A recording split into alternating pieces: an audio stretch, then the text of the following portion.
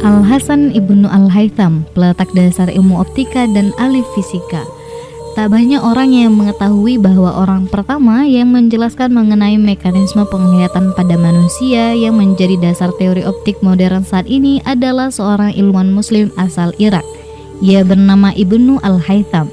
Beliau mempunyai nama lengkap Abu Ali Al-Hasan bin Al-Haytham Al-Basri Al-Misri, dan masyarakat barat menyebutnya Afenalan, Afenetan atau Al-Hazan.